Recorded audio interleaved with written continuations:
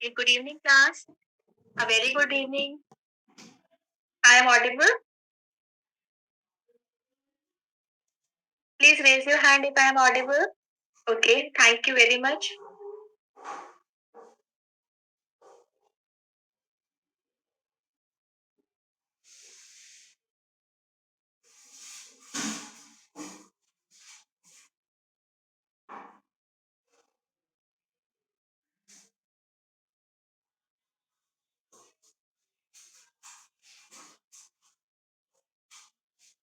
Okay, in the last class, we discussed about sources of data, right?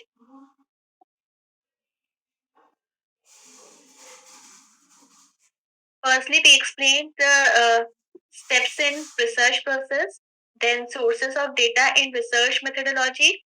Then I discussed data collection method. These are the data collection method that I have already discussed in the last class. That is, and it is was bifurcate into the primary and secondary data. These are the methods that used to collect the primary data source.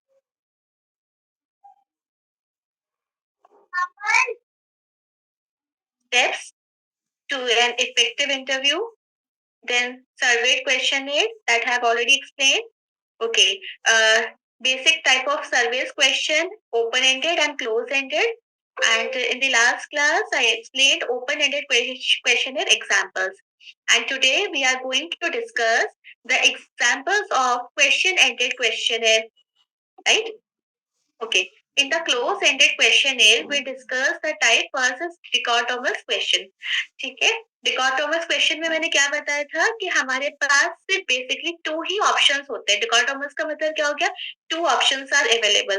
तो दो option कौन कौन से होते हैं? Yes और no, right? अब देखिए इसमें जो क्वेश्चन है, do you use social media daily? ठीक है, तो आपने क्या करा? क्लोज एंडेड कर दिया। अब जो आपके रेस्पोंडेंट्स है वो तो या तो उनका आंसर होगा यस या फिर उनका आंसर होगा नो। ऐसा नहीं हो सकता कि वो कोई थर्ड आंसर दे। देखिए ओपन एंडेड क्वेश्चन में मैंने क्या बताया था, जो ये ब्लॉक आपके पास गिवन है, तो जो रेस्पोंडेंट है इस केस में वो नंबर ऑफ रेस्पॉन्सेस देते हैं। जब ओपन एंडेड क्वेश्चन में रेस्पोंडेंट्स बहुत सारे रेस्पॉन्सेस देते हैं, तब आपके पास क्या होता है? बहुत सारे फैक्टर्स आप उनके रेस्पॉन्सेस में से ही ढूंढते हैं। ठीक है, जैसे मैंने बताया फर्स्ट क्वेश्चन में what factor influencing your purchase decision for this product category. अब आपने ये क्वेश्चन अगर 100 लोगों को सेंड किया है, तो 100 का ओपिनियन अलग है। कहीं कहीं हो सकता है कि कुछ ओपिनियंस मैच हो जाए, पर हर जगह तो नहीं हो सकते। 100 का ओपिनियन एक जैसा नहीं हो सकता। ये हो सकता है कि 100 जैसे पॉपुलेशन अगर 100 है, तो 20-20 के सैंपल भी हम डिवाइड कर देते हैं, तो 5 वेरिएबल्स नए कलेक्ट होते हैं। पर क्लोज एंडेड में ऐसा नहीं होता। क्लोज एंडेड में रिसर्चर के हाथ में पूरा रहता है कि आपके पास अगर जो है कि मतलब कि आपने क्या करा, दो ऑप्शन तक ही सीमित रखा अपने रेस्पोंडेंट्स को। तो आंसर या तो यस होगा या फिर नो होगा। डिकोटोमस का मतलब यही है। अब आपका क्वेश्चन ये होगा कि मैम इसमें हम एनालिसिस कैसे करेंगे?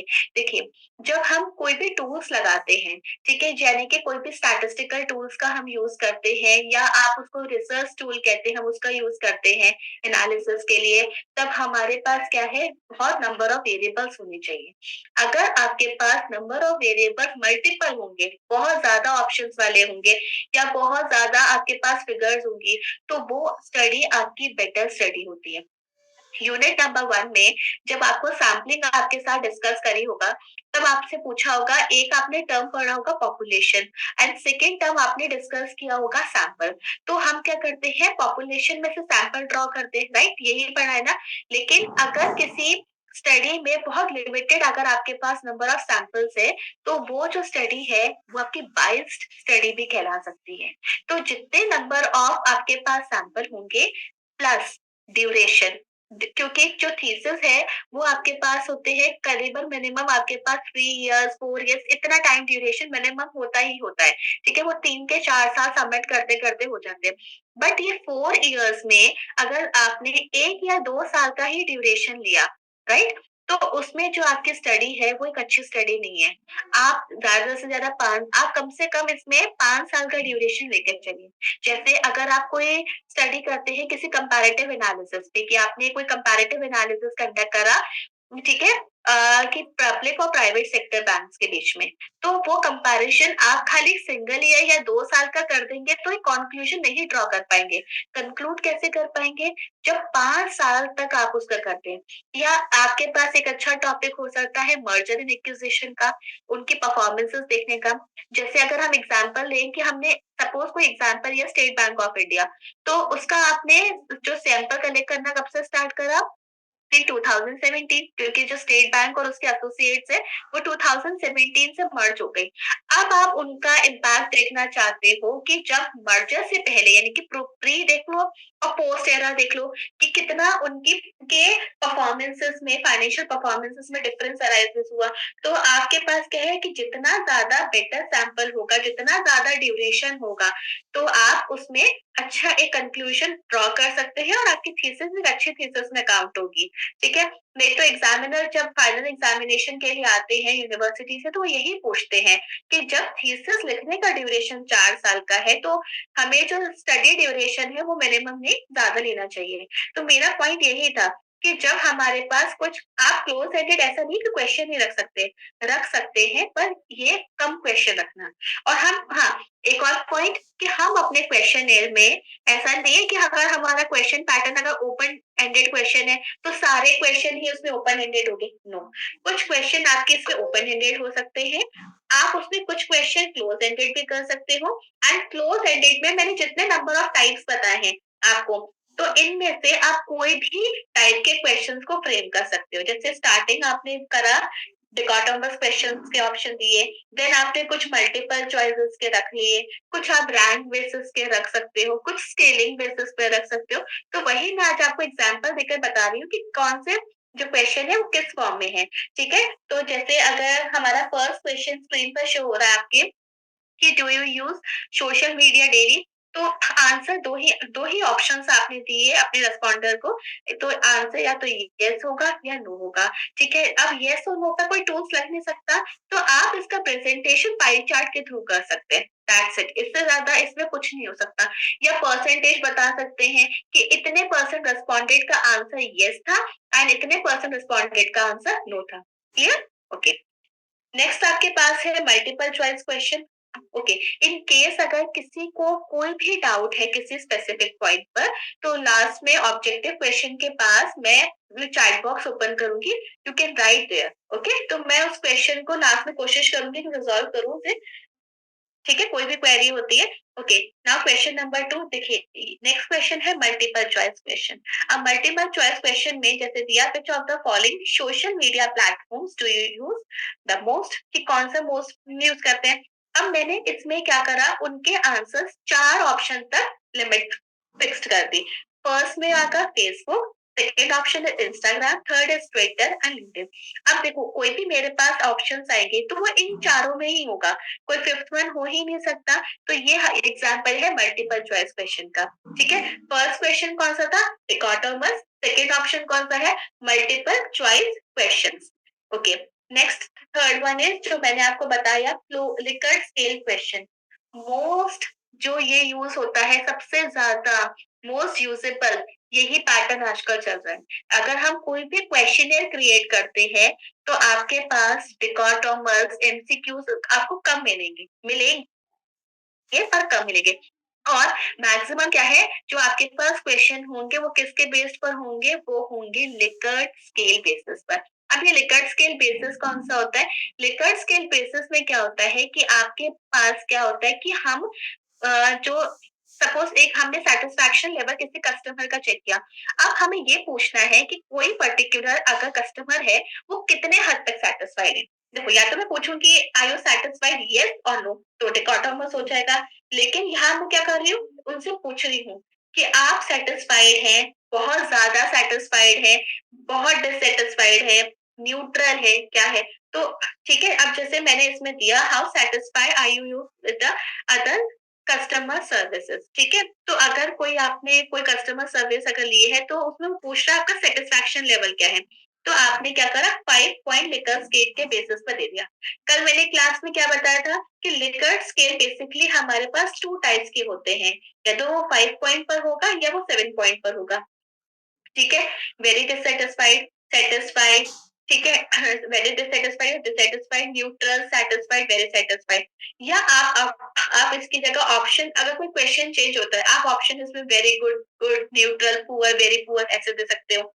ठीक है, एवरेज भी एक ऑप्शन रख सकते हो। तो या तो वो 5 पॉइंट पर होगा या 7 पॉइंट पर।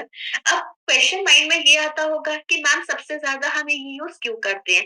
यूज हम ये इसलिए करते हैं क्योंकि कोई भी अगर स्टैटिस्टिकल टूल लगता है प्राइमरी डेटा पे, वो लिकर्ट स्केल पर भी बेसिस पे लगता है, और वो स्टैटिस्टिकल टूल का नेम है फैक्टर एनालिसिस। इसे कहीं नोट डाउन कर लो, नहीं तो अदरवाइज भूल जाओगे। अगर आपके स्टडी में ऑब्जेक्टिव ऑफ द स्टडी आप क्रिएट करेंगे, ऑब्जेक्टिव में मिनिमम आपके पास 4 या 5 या 6 ऑब्जेक्टिव भी हो सकते हैं, मिनिमम 4 मैक्सिमम 6 ऑब्जेक्टिव तक होते हैं। ऐसा नहीं है कि 6 से ज्यादा फ्रेम नहीं कर सकते, आप चाहो तो 10 भी फ्रेम कर सकते हो।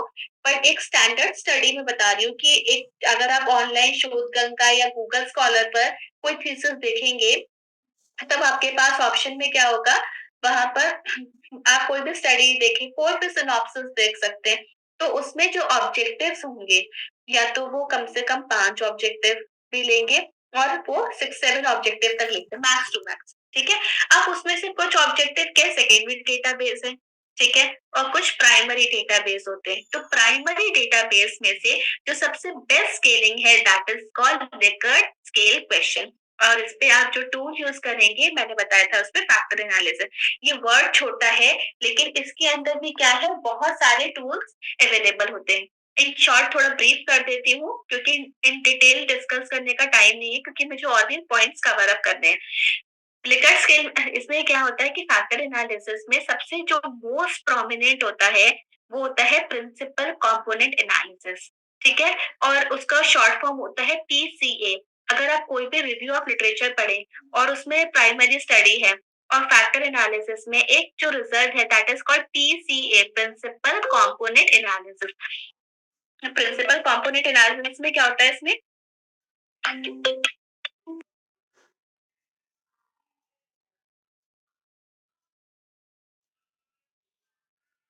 तो पीसीए होता है, that is called principal component analysis. Principal component analysis में हम क्या करते हैं बेसिकली, कि हमारे पास जैसे आपने स्टडी के लिए 10 वेरिएबल शेयर करे, राइट? 10 वेरिएबल्स में से कुछ जो वेरिएबल्स होते हैं, वो हमारे पास क्या होता है, मोस्ट प्रोमिनेंट वेरिएबल्स होते हैं। जैसे मैं बोलूं कि अगर आपने किसी कंट्री का, जैसे आपने इकोनॉमिक में देखा कि इकोनॉमी के लिए कौन कौन से मेजर इंडिकेटर्स हैं, ठीक है, आपने मल्टीपल वेरिएबल्स लिए। अब इसलिए क्या करेगा, जैसे आपने रेस्पोंडेंट के रेस्पॉन्स बनाए, आपने एसपीएसएस में कोडिंग कर दी। कोडिंग करने के बाद क्या होगा, पीसीए के हेल्प से जो मोस्ट प्रोमिनेंट फैक्टर है, जो आपकी जीडीपी ग्रोथ के लिए बहुत रिक्वायर्ड है, वो आपके सामने आ जाएंगे। और आपको कुछ नहीं करना, आपको सिर्फ एक सिंगल टाइम एसपीएसएस सॉफ्टवेयर में कोडिंग करने की, यानी कि फीडिंग करने की आपको उसमें जरूरत है, रिक्वायरमेंट है, बहुत मेहनत लगती है उसमें फीडिंग करने के लिए। बस एक बार आपने फीडिंग करनी, मल्टीपल रिजल्ट्स आ सकते हैं, इसके मल्टीपल रिजल्ट्स। तो आप ध्यान रखिएगा कि अगर कोई भी टूल, अगर आपने कोई भी ऑब्जेक्टिव फ्रेम कर रहे हैं, पैरेलली उसके टूल्स कौन कौन से यूज हो रहे हैं, एक अपनी डायरी क्रिएट करिए और उसमें ऑब्जेक्टिव वाइज नोट डाउन करते जाइएगा। जितने नंबर ऑफ रिव्यूज पढ़ोगे, उतने नंबर ऑफ टूल्स मिलेंगे।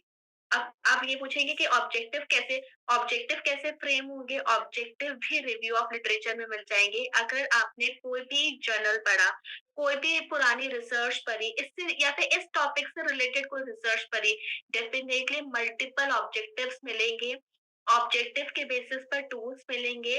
तो जब तक आप इन डेप्थ स्टडी नहीं करेंगे, कुछ नहीं पता चलेगा। ओके, फिर उसके बाद क्या होगा, जैसे आपका रिजल्ट आया कि जीडीपी मोस्ट प्रोमिनेंट है, तो फर्स्ट ऑफ 5 या टॉप 6 फैक्टर्स एनालिसिस में पीसीए में आ जाएंगे। देन एक आता है डिस्क्रिप्टिव एनालिसिस, आपके पास आएगा। तो डिस्क्रिप्टिव में आपके पास टूल्स कौन कौन से रहते हैं, कि आपने जो स्टडी ली, तो जब आपने स्टैटिस्टिक्स में नॉर्मल डिस्ट्रीब्यूशन कर्व पढ़ा था, तो कर्व की शेप आगे बढ़ के नॉर्मेलिटी को डिस्ट्रीब्यूट करता है।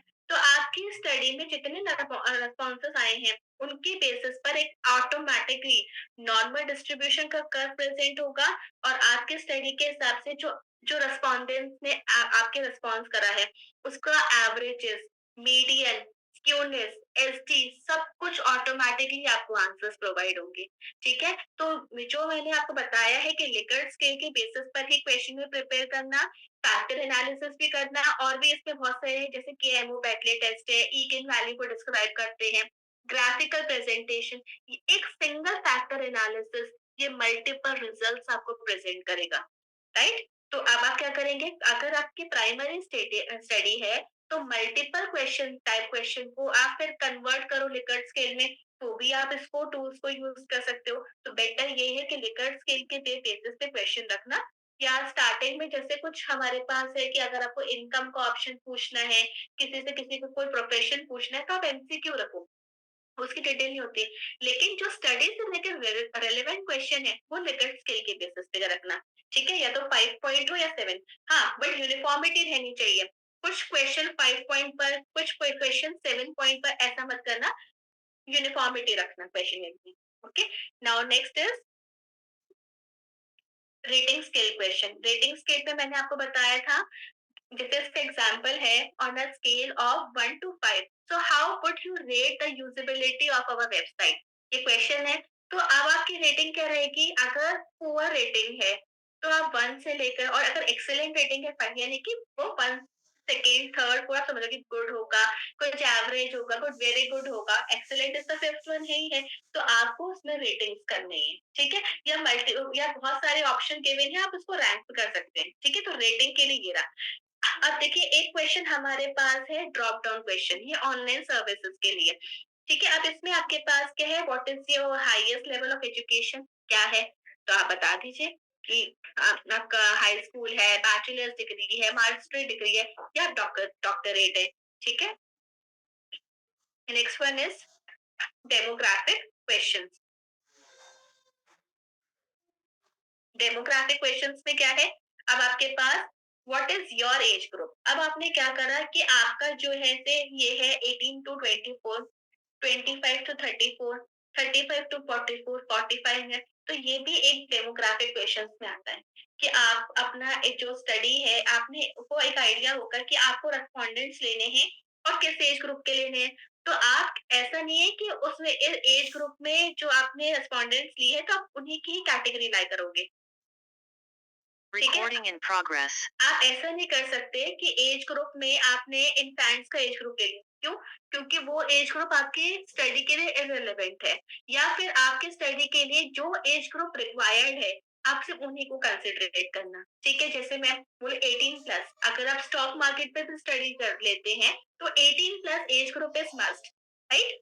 और अगर आपके पास कोई भी है, जैसे अगर आप इसमें last option is sorry 45 year and older है, तो 45 ईयर एंड ओल्डर में इतना एज ग्रुप बहुत है, राइट? तो ये हमारे पास मतलब ये क्लोज एंडेड के कुछ क्वेश्चंस थे जो मैंने बता दिए कि ये पैटर्न्स है कि आपका जो क्वेश्चनेयर है वो या तो इस फॉर्म में हो सकता है ओपन एंडेड में, एंड क्लोज एंडेड में भी आप मल्टीपल क्वेश्चंस मतलब पैटर्न्स आपके पास अवेलेबल हैं, जैसे yes and no, multiple choice question, Likert scale basis, rating basis, drop down question, demographic, तो आप कर सकते हैं। Is it clear?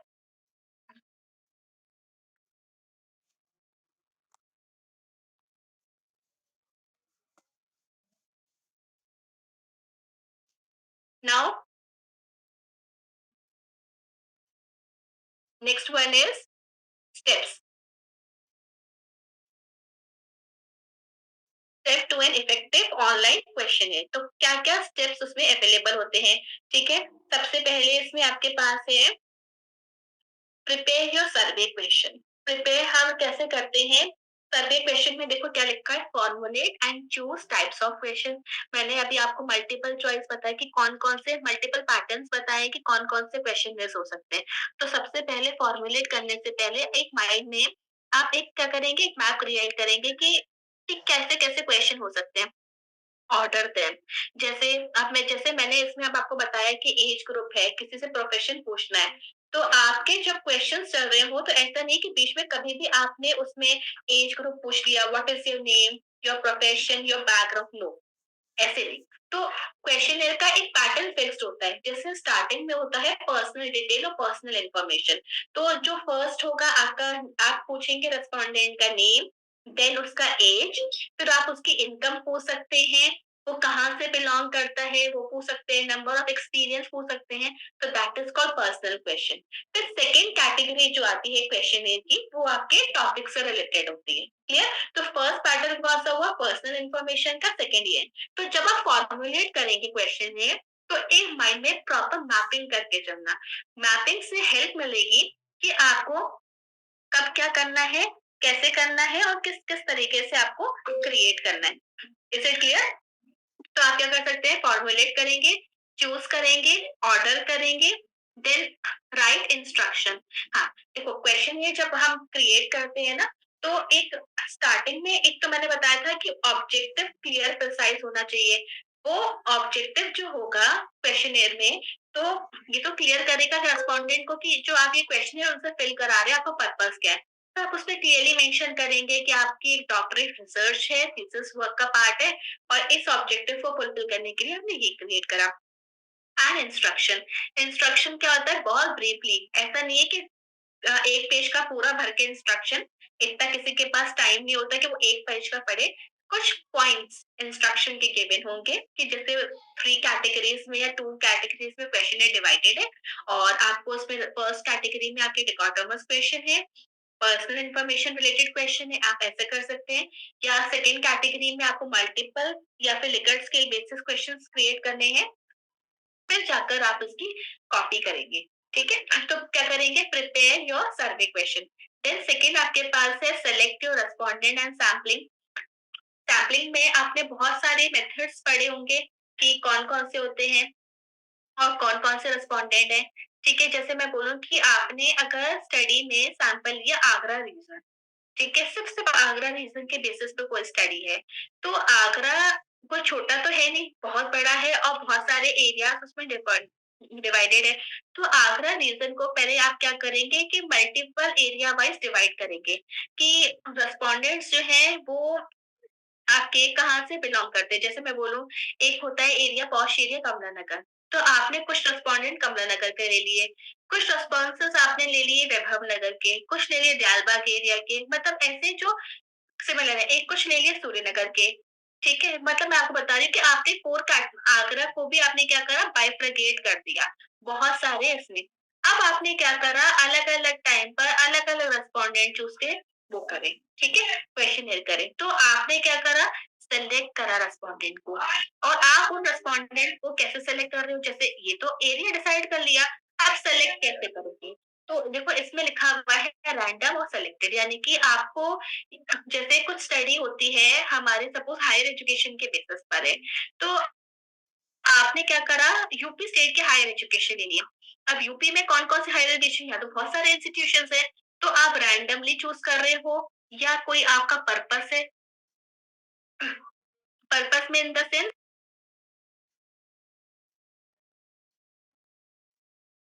पर्पस में इन द सेंस कि अगर आपको डेटा चाहिए सिर्फ मैनेजमेंट कॉलेजेस का, तो आप फिर मैनेजमेंट कॉलेज को अप्रोच करोगे, तो वो आपके पर्पस से सैंपलिंग हो गई। क्या आप हायर एजुकेशन पे कोई स्टडी कर रहे हो, तो आपने सैंपल लिया सिर्फ एजुकेशनल इंस्टीट्यूट, तो रैंडम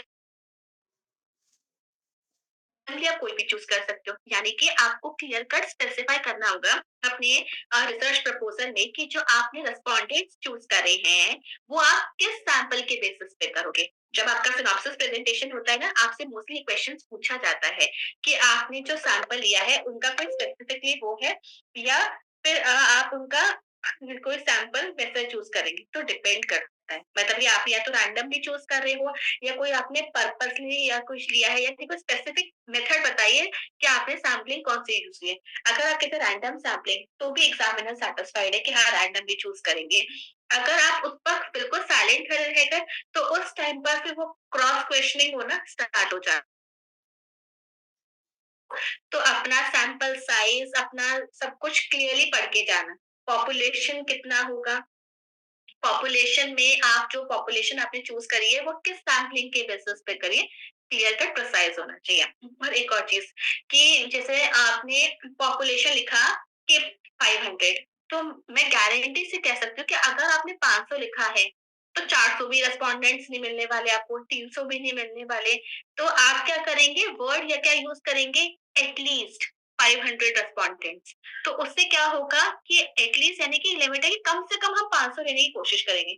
600 700 भी हो जाए या कुछ भी हो जाए, तो आपके पास वो वर्ड का ध्यान रखना। जब फ्रेमिंग करना ना सिनॉप्सिस के, एक एक वर्ड को जस्टिफाई करना होता है कि इस वर्ड को ऐसा क्यों लिखा था, right?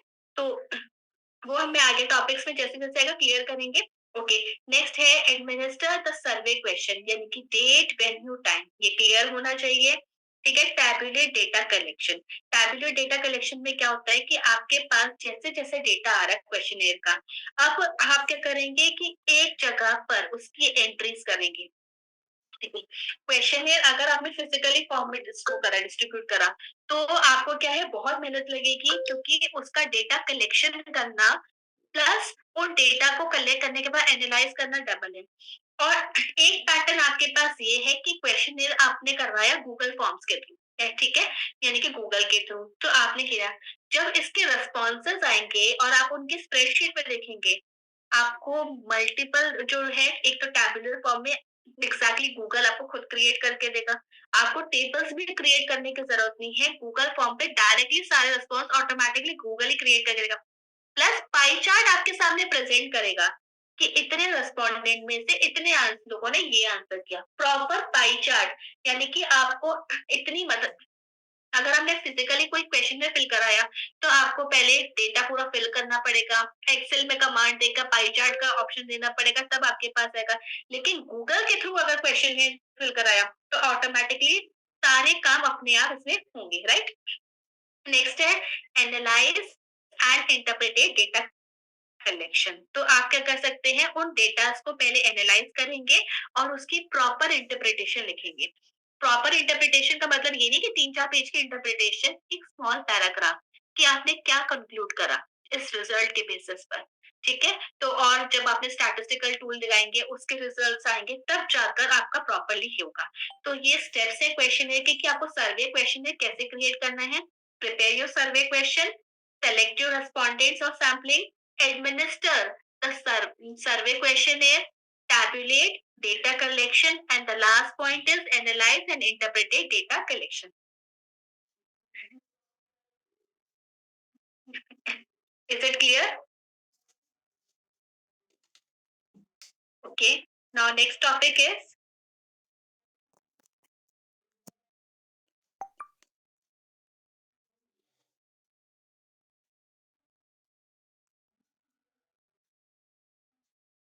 okay, this is the next option is observation, कि हम ऑब्जर्वेशन कैसे कैसे करेंगे। ओके, देखो, अब जब हमारे पास क्वेश्चन पे लोग हैं तो अब हम कुछ ऑब्जर्वेशन लेके चलते हैं। जैसे सबसे पहले है observe verbal and non verbal communication. ठीक है, कि वर्बल, आपको पता है कि इंटरव्यूज के थ्रू नॉन वर्बल जैसे communication, surrounding atmosphere, culture, situation. जैसे अगर मैं बोलूं कि आपने कोई भी स्टडी है, उसका एरिया बहुत ब्रॉड लिया है। जैसे कुछ स्टडीज हमारे पास होती है कि आपने कुछ स्टडी में ब्रिक्स कंट्री पर स्टडी करी, ब्रिक्स पर, राइट? या कुछ आपने ऐसे स्टडी चूज करी नेशनल और इंटरनेशनल के बेसिस पर। ठीक है, अब आप बताइए, नेशनल और इंटरनेशनल अगर आप कोई भी स्टडी कंडक्ट कर रहे हैं, तो अगर मैं अकाउंटिंग पॉइंट ऑफ व्यू से भी आपसे बात करूं, तो इंडियन रूल्स है टोटली डिफरेंट। ठीक है, अगर हम अब्रॉड में बात करूं यूएस की, तो यूएस के अकाउंटिंग लॉज का सिमिलर है, वो भी डिफरेंट है, एग्जैक्टली डिफरेंट है। तो आपको क्या करना पड़ेगा कि जब आप कोई भी कम्युनिकेट करते, कम्युनिकेट कैसे करेंगे, जैसे मैं अगर बोलूं कि एक कंपैरेटिव एनालिसिस आपने करा इंडिया और यूएस का, ठीक है, और वहां के रेस्पोंडेंट्स कौन से, वहां के बैंक होल्डर्स हैं। अब आपने कोई भी क्वेश्चन क्रिएट करा और उसमें आपने ऑप्शन क्या करा, जैसे आपने दिया कि रेगुलेटरी बॉडीज इंडिया में कौन सी है, तो आपने उनको रेगुलेटरी बॉडी का एग्जांपल दिया, बॉडीज का, कि जैसे आरबीआई। बैंक की अगर हम स्टडी करें कंपैरिजन, तो एपेक्स बैंक क्या है, जैसे बैंकिंग रेगुलेशन एक्ट हो गया, एपेक्स बैंक आपकी हो गई, आरबीआई हो गई, ठीक है? तो आपने ये ऑप्शन दिया। क्या सेम क्वेश्चन है क्या आपकी दूसरी कंट्री में वर्क काम करेगा? नो, क्योंकि वहाँ की गवर्निंग बॉडीज़ अलग है, वहाँ की रेगुलेटरी बॉडीज़ अलग है। तो एक-एक चीज़ को ऑब्जर्व करना, वहाँ की रेगुलेटरी बॉडीज़ कौन-सी है, उनके हिसाब से, उनकी कंट्री के हिसाब से क्वेश्चनेयर क्रिएट करना। और जब हम क्वेश्चनेयर किसी से फिल कराते हैं, तो जैसे मैं बोलूँ कि स्टडी अगर सपोज़ आपकी माइक्रो फाइनेंस इंस्टीट्यूशन पर है, ठीक है, माइक्रो फाइनेंस समझिए, लेकिन अगर वो स्मॉल एरिया की जगह पे सेम क्वेश्चन है, वो बिग एरिया में भेजते हो, तो वो डिफरेंटली उसके रिजल्ट्स आएँगे, डिफरेंट रिस्पॉन्स आएँगे। तो हमें क्या करना है कि सारी सराउंडिंग्स, कल्चर, सिचुएशन वो सब कुछ सिमिलर होना चाहिए। अगर वो क्वेश्चनेयर अगर आप दूसरी जगह पे भेज रहे हैं या फिर दूसरे कल्चर में भेज रहे हैं, तो आपको थोड़ा मॉडिफाई करना पड़ेगा और इसके एनालिसिस के लिए स्पेशली कुछ वेरिएबल्स भी डेवलप करने पड़ेंगे, राइट? तो हमारे पास फर्स्ट क्या है? जैसे ऑब्जर्व करा verbal, non verbal communication, surrounding atmosphere, culture and situation देखने। ओके, नेक्स्ट नेक्स्ट देखो इसमें क्या है? Need to record meticulous record of observation. Meticulous क्या होता है? छोटे से छोटा रिकॉर्ड मेंटेन करना। जैसे मैं बोलूं कि आप गए किसी से इंटरव्यू लेने के लिए, पर्सनली आपने विजिट करा, अब क्या है वहां का जो छोटे से छोटा पॉइंट्स है नोट डाउन कर लेना, वहां का डेट और टाइम नोट डाउन कर लेना, क्योंकि जब आप लास्ट में राइटिंग वर्क करेंगे ना, रिपोर्ट राइटिंग, उस टाइम पे सारे पॉइंट्स रिकॉर्ड नहीं रहते, तब आप क्या करेंगे? That need to keep particular record कि कब गए, कहाँ गए, इसके लिए।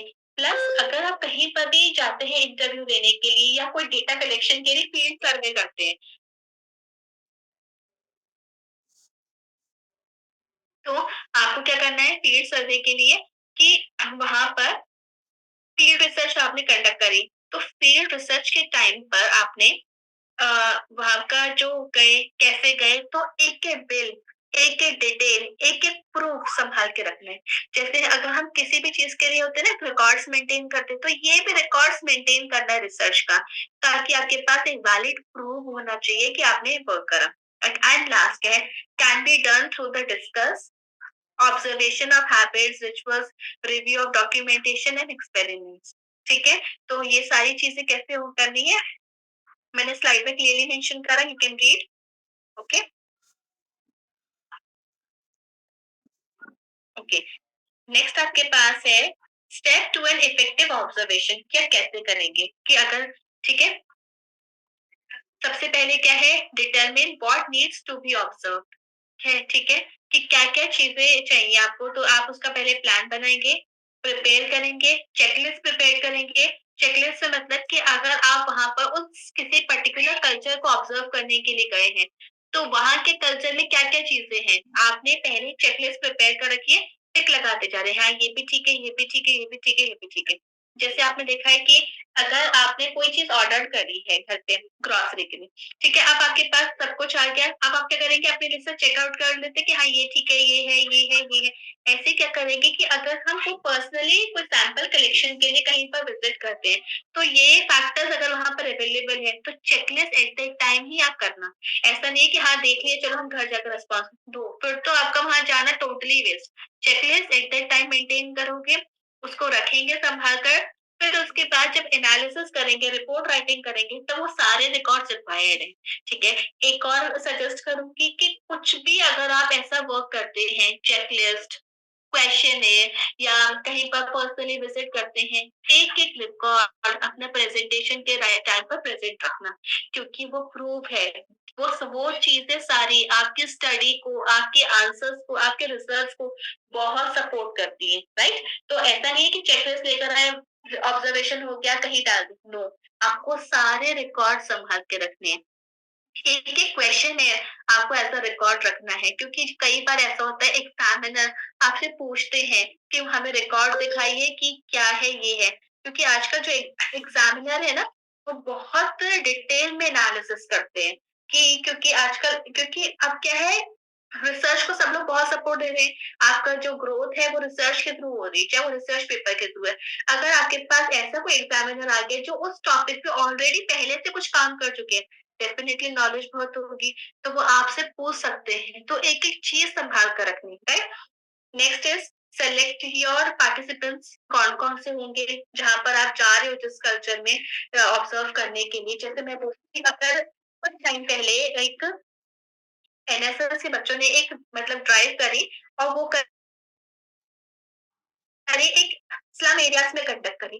तो स्लम एरिया में जब वो ड्राइव उन्होंने कंडक्ट करी तो उन्होंने क्या करा एक शेड्यूल टाइप का प्रिपेयर करा और लोगों से पूछ-पूछ के question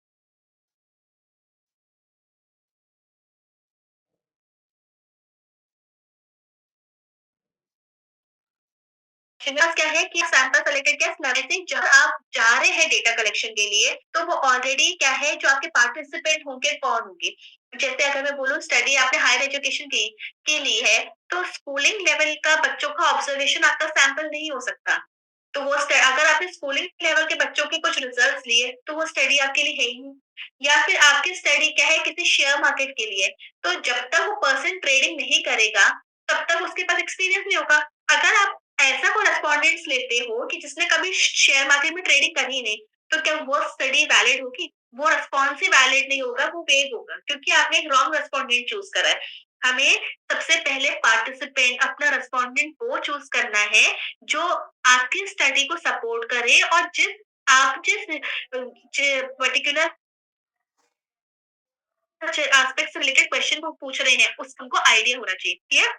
next conduct the observation कौन-कौन से ठीक है, कैसे हैं, तो वहाँ का वेन्यू कि कहाँ विज़िट करा, फोटोग्राफ्स लेकर गए, प्रूफ होता है कि हाँ, एक्चुअली आप गए थे। तो ये सारी चीज़ें भी क्या होता है सपोर्ट मत करती। देखिए, रिसर्च का ड्यूरेशन 4 साल का है, काम हम सब करते हैं, लेकिन अगर वैलिड रिकॉर्ड्स नहीं हो तो स्टडी होता है कि नहीं ऐसे ही बोल दिया होगा। जब उस चीज़ का सपोर्ट होता है, जब उस चीज़ का प्रूफ होता है, तो वो स्टडी का क्या होता है, थोड़ा-सा एक मतलब बेस लगता है। ठीक है, ऑनलाइन अगर आपने क्वेश्चन फिल कराया है, तो वो आपकी ड्राइव पर अवेलेबल होगा। तो अगर रिक्वेस्ट करते हैं एग्जामिनर आप तो आप अपनी ड्राइव ओपन करके उनको दिखा सकते हैं क्लियरली कि ये रिस्पोंडेंट है, ये थे, वहाँ क्लियरली मेंशन होता है इवन टाइम भी। लेकिन अगर हार्ड क्वेश्चन है और ये सब चीज़ सँभाल कर रखनी है, तो venue, duration, recording materials and take photograph तो ये भी आपके सपोर्ट करेगा। And then compile data collected क्या होता है? अगर क्वेश्चन आपके पास आपने सपोज़ सिनॉप्सिस में लिखा कि एटलीस्ट 100 रिस्पोंडेंट है, ठीक है? कम से कम 100 रिस्पोंडेंट है। क्वेश्चन में भरे सपोज 120 के या 150 के, ठीक है? तो अब आपको क्या करना है? कंपाइलेशन करना है। मैंने पहले ही बताया कि अगर गूगल फॉर्म के थ्रू वो उसके रिस्पॉन्सेज आते हैं तो रिकॉर्डेड आपको कुछ नहीं सिर्फ डाउनलोड करना है। लेकिन अगर हार्ड कॉपी में कोई सर्वे आपने कहीं कंडक्ट कराया है तो सारा डेटा प्रॉपर्ली टैबुलर फॉर्म में कंपाइल करेंगे क्योंकि जब तक कंपाइल नहीं करेंगे उसको कोई स्टैटिस्टिकल टूल यूज नहीं कर सकते। तो कंपाइलेशन इज मस्ट। ठीक है, देन एनालाइज एंड इंटरप्रिटेड तो आपको बताना है कि आपने क्या फाइंड आउट करा इतने लोगों के सर्वे में। ठीक है, तो बहुत सारी स्टडी जो है टॉपिक के बेसिस पे क्या होता है बहुत सारे चेंजेस होंगे तो आप ये मत समझिएगा कि आपकी फ्रेंड के लिए टू लगाए तो आपको लगा नो। उन्होंने ऐसे क्वेश्चन है कि नहीं उनकी स्टडी और उनके सुपरवाइजर हो सकता है कि किसी और वे में करा रहे हो। आप अपने गाइड से ही टच में रहिएगा और वो आपको जैसे सजेस्ट करें आपको वैसे वैसे ही करना है बिल्कुल। क्लियर? तो ये हमारे स्टेप्स हो गए ऑब्जर्वेशंस के। Now next point is data analysis. Main most important data analysis. Data आपने कोई भी सिनॉप्सिस कर ली, थीसिस राइटिंग कर ली, ठीक है? डेटा एनालिसिस में क्या है देखिए, डेटा एनालिसिस करना तो थीसिस के पार्ट में है, लेकिन क्लैरिटी इसकी सिनॉप्सिस के टाइम पर होती है। क्लैरिटी डेटा एनालिसिस के सिनॉप्सिस के टाइम पर होती है। सपोज मैंने आपको बताया है कि आपके सिनॉप्सिस में सपोज 6 ऑब्जेक्टिव है, ठीक है? कुछ ऑब्जेक्टिव ऐसे होंगे जो सिंपलिस्टिक रूल्स और रेगुलेशन के बेस पर होंगे कि आपकी जो स्टडी है उसका रूल्स और रेगुलेशन क्या वैलिड करता है किस कंट्री में, ठीक है? उस ऑब्जेक्टिव को हटा बाकी जो रिमेनिंग ऑब्जेक्टिव है वो कुछ ना कुछ डेटा कलेक्शन के लिए मांगे। तो अब आप क्या करेंगे जो आपको पता है क्योंकि सिनॉप्सिस के टाइम पे क्या होता है कि आपको पता है कि इस पर्टिकुलरली ऑब्जेक्टिव को कैसे आप अचीव करेंगे, क्या-क्या टूल्स लगाएंगे, सब क्या पहले ही क्लैरिटी मांगते हैं। जब आप सिनॉप्सिस प्रेजेंटेशन करने जाएंगे तो आपको बताना होगा कि इस ऑब्जेक्टिव को कैसे वर्क करेंगे। तो ओरली नहीं सपोर्ट करने के लिए आप बताएँगे कि आप इसमें ये टूल्स यूज़ करेंगे। ठीक है? अब बात ये आती है कि आपने तो इतना स्टडी करी नहीं है, फर्स्ट टाइम कर रहे, तो इतने टूल्स का पता कैसे चलेगा? देखिए 2 तरीके हैं कि हम इतना इन डेप्थ नहीं कर सकते, तो 2 तरीके से आप इसे बता सकते हैं। फॉर एग्ज़ाम्पल जैसे आपने बताया कि टूल्स आपके ये यूज़ होने मैंने बताया, तो एक तो सबसे पहले क्या है कि आपको लेटेस्ट जर्नल पढ़ना। वो लेटेस्ट आर्टिकल अगर आपके टॉपिक से पब्लिश्ड है ना, सबसे ज़्यादा आइडिया आपको ये हो जाएगा कि हाँ, इसकी जो स्टडी है सिमिलरली हमसे कुछ मिलती-जुलती है, तो ये टूल यूज़ हो सकता है। फिर आप क्या करना, उस टूल के बारे में थोड़ा बहुत पढ़ना, तो वो टूल्स एंड टेक्निक्स का आइडिया हो जाएगा कि करना कैसे है, ठीक है? क्योंकि सिनॉप्सिस के टाइम पे क्या होता है, सुपरवाइज़र पूरा ए टू ज़ेड आपको गाइडेंस देंगे, सब बताएँगे। लेकिन थीसिस वर्क के टाइम पर जब आप सिनॉप्सिस प्रेज़ेंट करते हैं, उसके बाद थीसिस के लिए 100% क्लैरिटी आपके पास माइंड में होनी चाहिए। अगर वो क्लियर नहीं है, तो आप नहीं कर सकते थीसिस वर्क। क्लियरली कह रही हूँ, बिल्कुल नहीं कर सकते। सिनॉप्सिस के टाइम पर अगर क्लैरिटी है कि किस ऑब्जेक्टिव पे कैसे वर्क करना है या क्या है, तो रहेगा, अदरवाइज़ नहीं रहेगा। एक और इम्पोर्टेंट चीज़ मैं आपके साथ शेयर करना चाहूँगी कि अगर आप ऑब्जेक्टिव ऑफ द स्टडी करते हैं, ऑब्जेक्टिव फ्रेम करते हैं, तो सिनॉप्सिस में आपने ऑब्जेक्टिव फ्रेम कर लिए, चेक नहीं करा, प्रेज़ेंट हो गई, आरडीसी ने अप्रूव कर दी। अब क्या हुआ, जब आपने वर्क करना स्टार्ट करा, आपको तो किसी चीज़ का डेटा ही नहीं मिल रहा, या वो चीज़ का डेटा अब पहले अवेलेबल था साइट्स पे, अब तो अवेलेबल ही नहीं है। तब क्या करोगे इस केस में? तब तो ये है कि तुम्हारी जो थीसिस है ये हो जाएगी। एक चीज़ ध्यान रखना, ऑब्जेक्टिव अगर उस टाइम पे जैसे आपने सिनॉप्सिस में 6 ऑब्जेक्टिव जो प्रपोज़ करे हैं ना, वो थीसिस में 6 ऑब्जेक्टिव एज़ इट इज़ चाहिए होते हैं और उन पर स्टडी चाहिए होती है। आप ऑब्जेक्टिव उसमें से कोई कम नहीं कर सकते, आपके एडिशनली ऐड हो सकते हैं। आप एक सिंपलिस्टिक नोट लिख के, गाइड का रिस्पॉन्स लिख के आप बता सकते हैं कि हमने इसमें एडिशनल वर्क करा है, तो हमने ऐड ऑन करा। टूल्स जितने यूज़ करने थे, वो यूज़ करने पड़ेंगे सिनॉप्सिस के टाइम पे जो लिखा है ना, थीसिस में वो सब यूज़ होने चाहिए, क्योंकि जब आपके एक्सटर्नल एग्जामिनर के पास थीसिस की कॉपी करेक्शन के लिए जाती है, तो सिनॉप्सिस की कॉपी भी साथ में जाती है, प्लस एक समरी रिपोर्ट भी जाती है। तो आप ये जो नंबर ऑफ ऑब्जेक्टिव्स हैं, कम नहीं हो सकते। आपने जो रिसर्च टूल यूज़ कर रहे हैं, तो अब आप बाउंड हो गए कि आपको थीसिस से यूज़ करने ही है। तो जब आप थीसिस राइटिंग करेंगे, यानी कि जब आप सिनॉप्सिस लिखते हैं ना, तो सबसे जो क्रूशियल टाइम होता है सिनॉप्सिस का, वो इसलिए होता है। जो 6 मंथ आपको प्रोवाइड किए जाते हैं, वो इसलिए किए जाते हैं कि आप जिन-जिन ऑब्जेक्टिव्स आपने फ्रेम करे हैं, तो वो ऑब्जेक्टिव्स का अगर आपको डेटा मिल रहा है, तो डाउनलोडेड कर लो। सपोज़ अगर आपने आगे का ड्यूरेशन लिखा है, तो आगे का ड्यूरेशन नहीं, हम ये मान के चलते हैं कि जैसे सपोज़ कि अभी तक जो रिपोर्ट्स आपको ईयर वाइज़ बेसिस पे अवेलेबल है, वो जैसे-जैसे ईयर पास्ड होंगे मिल जाएँगी। लेकिन उनकी जो लिंक्स और कुछ रिपोर्ट्स को डाउनलोड कर कर स्टार्टिंग वहीं से कर देना, जब आप सिनॉप्सिस राइटिंग करते हैं। ठीक है? तो क्या बताया, ऑब्जेक्टिव का ये वो, तो ये सारा जो हम एनालिसिस वर्क है ना, हम कैसे कर लेते हैं कि हमें पता है कि डेटा हमें कलेक्शन करना है कहाँ से, सब कुछ क्लैरिटी सिनॉप्सिस के टाइम पर ही होती है। ठीक है?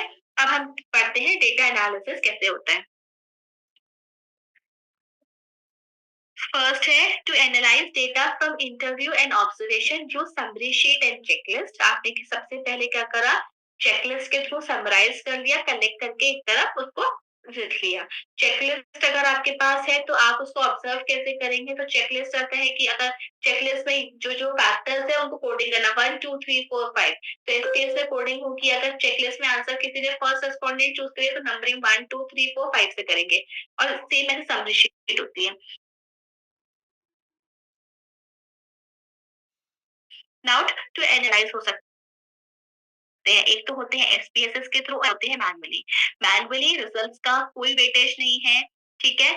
और अगर आप कोई भी जो टूल्स अगर आप हैंड रिटन यूज़ कर रहे हो, पहली बात है कि इसको कैसे वो करोगे? अगर आपने कोई स्पेसिफिकली सॉफ्टवेयर के थ्रू करा है, तब आप कर सकते हो। देखो स्पे जो अगर आप कोई भी काम करते हो, तो आप स्टार्टिंग करना एक्सेल से, फिर आप मूव करना एसपीएसएस पर, और उसके बाद आते हैं ई-व्यूज़, आर, ये ऐसे-ऐसे रिजल्ट्स होते हैं कि जो है ई-व्यूज़ के, अगर आपने कोई भी डेटा पुट करा ई-व्यूज़ सॉरी इस पर एक्सेल में और एसपीएसएस में, रिजल्ट काफ़ी हद तक सिमिलर आएँगे, ऑलमोस्ट सिमिलर आएँगे। लेकिन अगर आपने क्या करा, कोई हायर टूल यूज़ करा, सपोज़ आपने एक्सेल का डेटा लिया और एक डेटा आपने टेस्ट करा सेम डेटा आर पर, तो रिजल्ट बहुत डिफरेंट आएगा, क्योंकि आर क्या है, बेसिकली साइंटिफिक सॉफ्टवेयर है, तो वो साइंटिफिकली क्या है, बहुत सारी चीजों को डिटेक्ट करता है। लेकिन मैं आपको एक सजेस्ट कर रही हूँ सॉफ्टवेयर, उसको नोट डाउन कर लो कि जब आप अपनी कोई भी वर्कशॉप अटेंड करना, उस सॉफ्टवेयर के थ्रू करना। डेटा एनालिसिस में कहीं पर भी आप मिस्टेक कर रहे हैं, वो एरर दे देता है। ठीक है, एसपीएसएस में पता है सबसे बड़ा ड्रॉबैक क्या है? एसपीएसएस में अगर आपका डेटा सही है, गलत है, व्हाटएवर कुछ भी है, वो रिजल्ट तो देगा, वो डेफिनेटली रिजल्ट देगा। आपके पास रिजल्ट आ गए क्योंकि आप फर्स्ट टाइम ये सारे इन डेप्थ स्टडी कर रहे हो, मतलब इतना डिटेल नॉलेज है नहीं, इतना एक्सपीरियंस नहीं है, तो आप तो उसी डेटा को करेक्ट मान लोगे। लेकिन ईवीयूज ऐसा सॉफ्टवेयर है कि अगर आपने उसमें कोई भी डेटा पुट करा और उसमें कुछ भी एरर रहा, तो आप क्या कर सकते हैं, वो आपको इमीडिएटली कमांड दे देगा कि हाँ, ये मिस्टेक है। ठीक है? तो जब आप रिसर्च वर्क आपका सिनॉप्सिस हो जाए, तो फोकस किस पे करेंगे आप? बहुत सारी वर्कशॉप्स करने के लिए कि जहाँ आपको ये डेटा एनालिसिस कराएँ। और ज़रूरी नहीं है कि वर्कशॉप एक सर्टिफिकेट ठीक है प्रोवाइड करते हैं, गाइडेंस देते हैं अपडेटेड। यूट्यूब के थ्रू भी आप काफ़ी कुछ सीख सकते हैं। ठीक है? तो मैं यही सजेस्ट करूँगी कि जब आप क्वेश्चनेयर को एनालाइज़ करें, तो एसपीएसएस के अलावा उन सारे रिजल्ट्स को एक बार ईवीयूज़ पे भी टेस्ट करना, तो वो बेटर रिजल्ट देंगे। ठीक है? और जैसे इन सब के जो ऑनलाइन क्रैक वर्ज़न भी है, मतलब ये पेड सॉफ्टवेयर अलग है, क्रैक वर्ज़न अलग है, तो क्रैक वर्ज़न भी काफ़ी हद तक वही रिजल्ट देते हैं। तो आपको कुछ इतना एक्सपेंस करने की भी ज़रूरत नहीं है, वो आपको इज़िली मिल जाएँगे, राइट?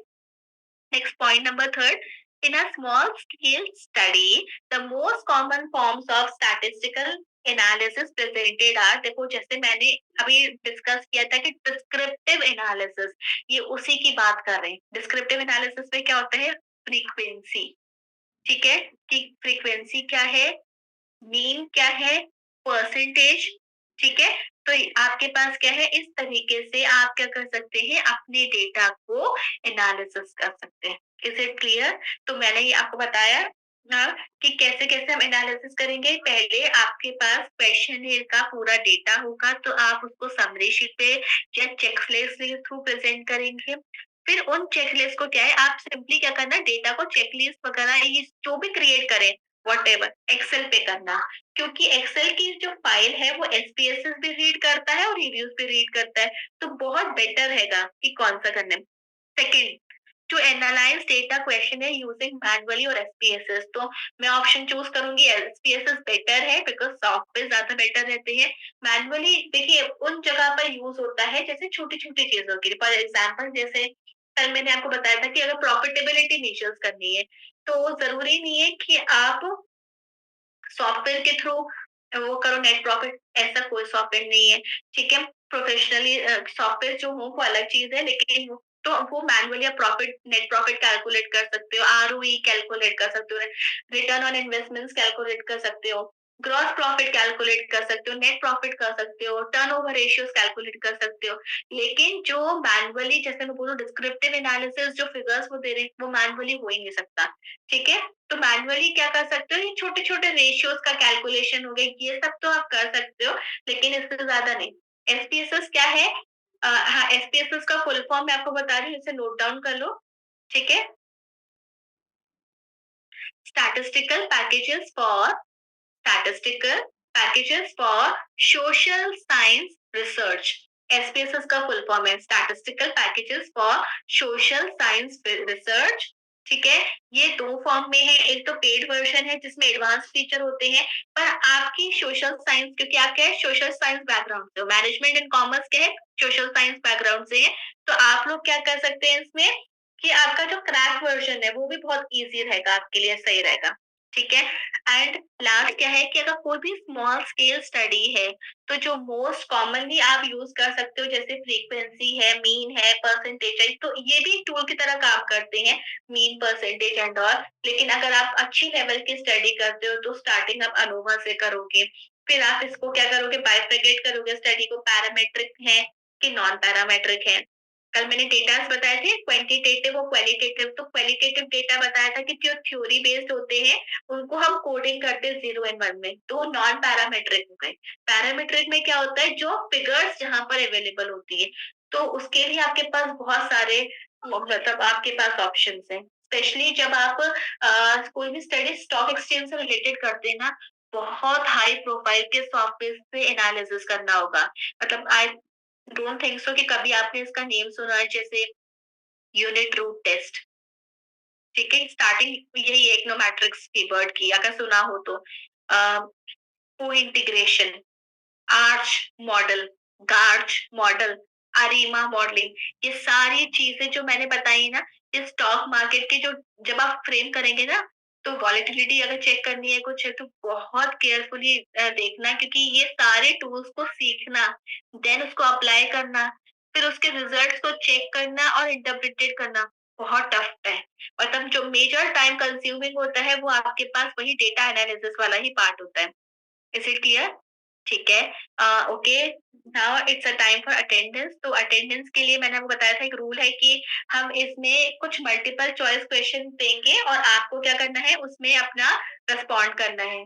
तो एक तो रिस्पॉन्सेस पता चल जाएंगे, प्लस कि आपको कितना आया, दूसरा आपकी अटेंडेंस भी उसी से ही मार्क होगी। ठीक है, तो मैं आप ऑब्जेक्टिव क्वेश्चन शेयर कर रही हूँ आपके साथ।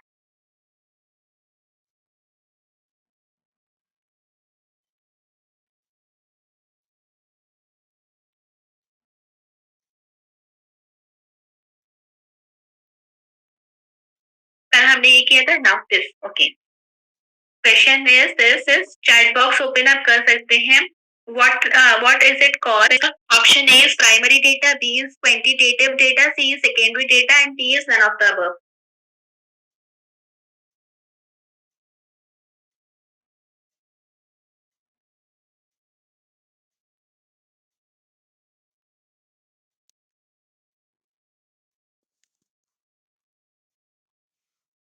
Okay, correct option is C, secondary data. देखो इसमें क्या है, ध्यान से पढ़ो क्योंकि कुछ लोगों ने रेस्पॉन्स दिया है इसका प्राइमरी, बट ये देखो इसमें है what is called when the data source is gather and compiled with others. देखो अगर हम डिफरेंट डिफरेंट साइट से डिफरेंट डिफरेंट डेटा को कलेक्ट करते हैं तो उसका क्या होगा, सोर्स पूछा है आपसे, तो सोर्स तो दो ही हो सकते हैं, प्राइमरी और सेकेंडरी। क्वांटिटेटिव नहीं, वो अलग है। ठीक है, वो नेचर है। अब प्राइमरी सोर्स हो गए, सेकेंडरी जब आप डिफरेंट डिफरेंट साइट से डेटा कलेक्ट कर रहे हैं तो वो कौन सा हुआ, सेकेंडरी डेटा। तो correct option is C. Maximum बच्चों ने मतलब कैंडिडेट्स ने बताया कि C option is the right, पर कुछ ने आंसर ए भी दिया है, किसी ने बी भी दिया है। ठीक है, और किसी एक आध ने डी भी दिया है। तो आई होप ये क्लियर होगा जैसे जैसे मैंने बताया। तो बाकी जो टॉपिक्स हैं हम डिस्कस करेंगे इन द नेक्स्ट क्लास।